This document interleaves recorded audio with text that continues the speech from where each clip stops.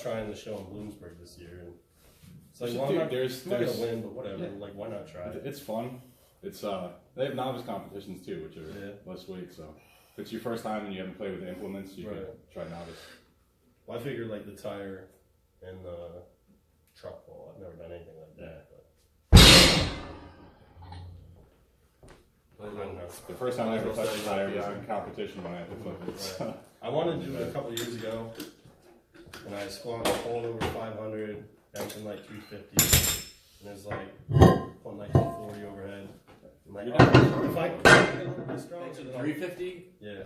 It's like if I get a little bit. I thought you said 250. I was like, no way. If I get a little bit stronger, then I'll do it. And now I'm whippier now than I was. It's like I shouldn't have done it. And it's like I should just do it now. If you get last, you get last. Yeah, that's in my opinion. It's like get the competition experience. So like